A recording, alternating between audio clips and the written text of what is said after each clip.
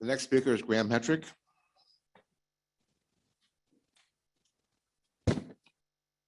I'm Graham Hetrick. I'm the Dauphin County coroner. I'm a medical legal investigator.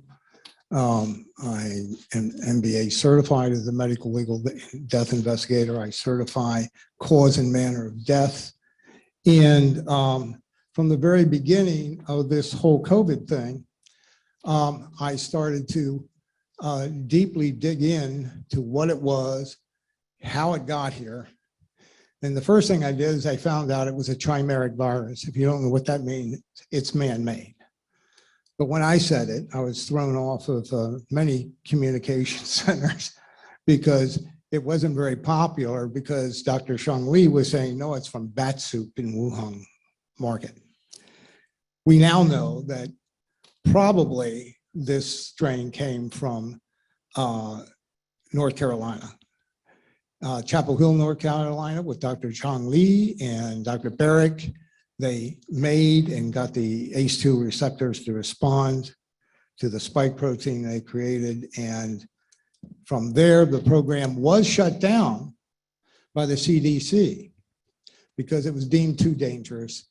And then it was reopened by a man you might recognize, Dr. Fauci, who then sent funding back to the Wuhan virus laboratory in Wuhan. And it got released. Now, let me tell you about the mask. The first study I looked at was the American Association of Physicians and Surgeons. And they studied 2,000 first-line workers and surgeons and doctors. And they found that they wanted to know the effects of wearing a mask for many, many hours, because they do that. And they did find that there were issues, that it did raise the carbon dioxide level in the blood, that it did lower the PO2, and that it affected the tissue in the nose in that area. It also changed heart rate, body temperature, and cortisol levels in the body. That's just one study. Now let's talk about the whole thing of children in the school. The age group we're talking about has almost a 0% of mortality to die of what is called COVID virus, 0. They may get some symptoms, and actually lesser symptoms with this new COVID than the original COVID, the SARS-2.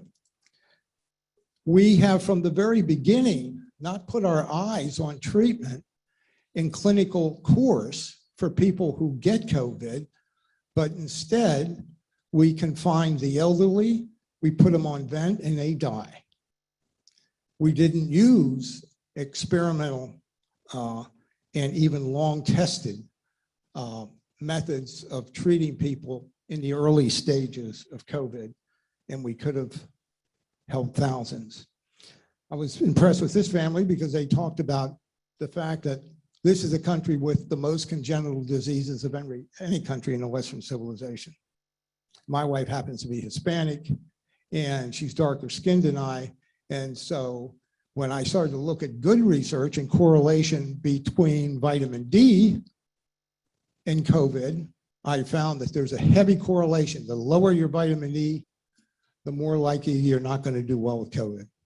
The same thing with zinc, the same thing with C, and there's other things that can be done just on a natural supplement way. Now, what about the mask? Well, there have been interesting studies, and I have them, and there are going to be handouts. So if you want to see them, and everything I'm saying is cited here is from other peer-reviewed studies. But this I can tell you, there's no difference in any of the countries.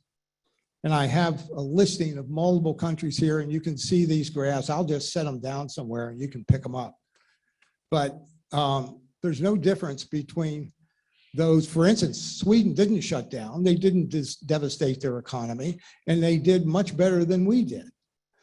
There are other studies, like 3,000 in one study, that showed those who were either treated with countries where they're treating with hydrochloroquine and ivermectin. And by the way, this is evident in India right now, that they had a much lower mortality rate than we do in the United States. Now, I've hiked across a lot of India, and I'm telling you, it's not the most sanitary part, but they still have a lower death rate than we do.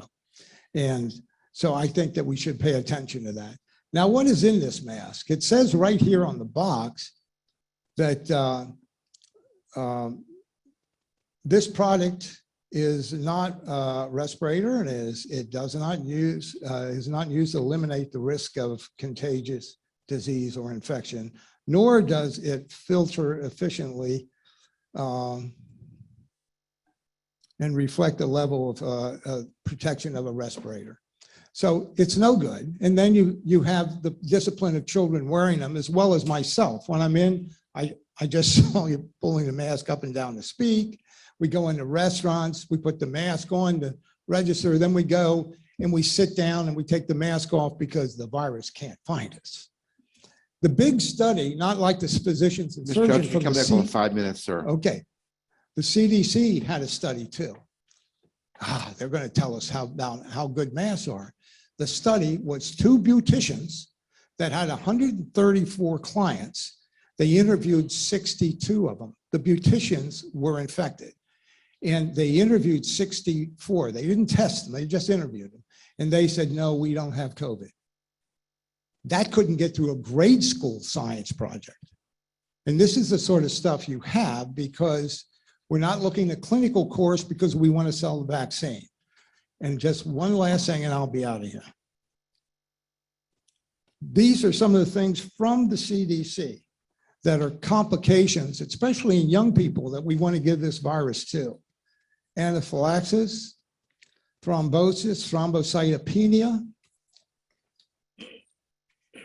myocarditis, pericarditis. By the way, these are permanent damages. Then you can have cardiomegaly and a dozen other things. And these are all adverse effects that are rapidly increasing. Israel has vaccinated 80%, almost 90% of their population. They are having hospitals filled up right now with people who are vaccinated. So the efficacy rate right now is somewhere around 30%.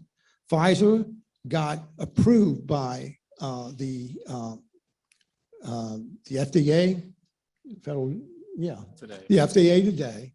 And amazingly, their requirements for anything to be approved in the FDA is an efficacy rate of 50%, and these vaccines aren't even close. Thank you.